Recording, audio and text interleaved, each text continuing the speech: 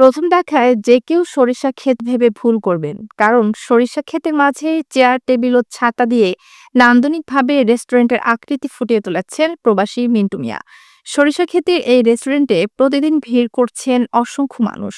নেত্রকোনা সদর উপজেলার বিশিউড়া ইউনিয়নের পাবিয়াজুর গ্রামের মিন্টু মিয়া দীর্ঘ ১২ বছর দুবাই ও বেঙ্গালুরে সুপার শপে কাজ করেছেন। করোনা মহামারীতে দেশে এসে আর বিদেশ যাওয়া হয়নি মিন্টুর। এরপর থেকেই বাড়ির পাশে মুদি দোকানের ব্যবসা পরিচালনা করে আসছেন।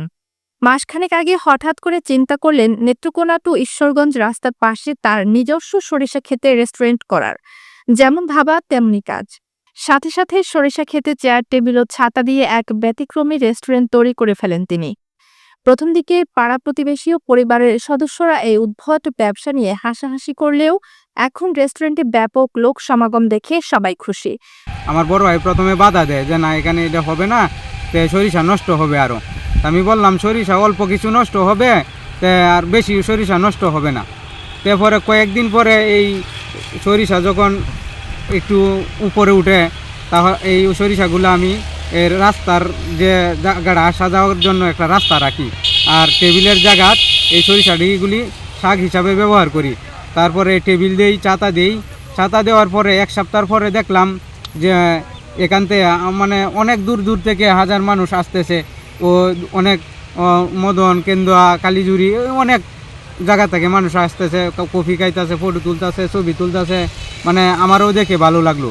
আর প্রথম যখন আমি শুরু করি তখন আমার এলাকার মানুষ এবং আমার এই যে ফ্যামিলি মেম্বার যারা ছিল তারা আমাকে উপহাস করছে যে এটা আসলে পাগল হয়ে গেছে, এই সেই কত কিছু বলছে। কিন্তু এখন দেখা গেছে যে বর্তমানে যে মানুষের আনাগোনা চলাফেরা, অনেক দূর থেকে অনেক মানুষ সারাদিন আসতেছে, তাদের দেখে গ্রামের মানুষও খুশি, আর আমার ফ্যামিলি মেম্বার যারা আছে, আমার বড় ভাইরা সবাই খুশি। এখন সবাই আমাকে বাহবা দিতেছে। সরিষা ক্ষেতের রেস্টুরেন্টে ব্যাপক সাড়া পেয়েছেন মিন্টু। প্রতিদিনই তার রেস্টুরেন্টে ভিড় করছেন বিভিন্ন শ্রেণী পেশার মানুষ। প্রতিদিন সকাল থেকে মধ্যরাত অবধি সরিষা ক্ষেতের রেস্টুরেন্ট দেখতে আসে মানুষেরা। মানুষের আগ্রহ দেখে আগামীতে ব্যাপক আকারে রেস্টুরেন্ট করার পরিকল্পনা করছেন তিনি। প্রতিদিন তার দোকানে ১০,০০০ টাকা বিক্রি হচ্ছে বলে জানান। আর সরিষা ক্ষেতের রেস্টুরেন্টে কাজ করছেন মিন্টুর আত্মীয়রা। এতে কর্মসংস্থানও তৈরি হয়েছে। ওই সরিষা বাগানে অনেক লোক আসে, এখানে এসে চা কফি খায়, অনেক বন্ধু বান্ধব নিয়ে ঘুরতে আসে বিভিন্ন অঞ্চল থেকে।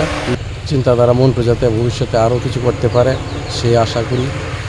মোহনগঞ্জ থেকে আসলাম, দেখলাম মন্টু ভাইয়ের এই জায়গায় একটা কফি হাউস।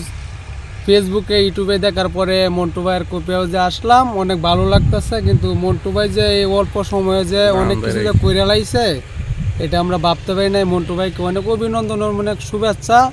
বিভিন্ন টিভি চ্যানেলে, ফেসবুকে, হোয়াটসঅ্যাপে, ইউটিউবে দেখি যে ঢাকা থেকে বিভিন্ন স্থান থেকে অনেকেই এখানে আসে।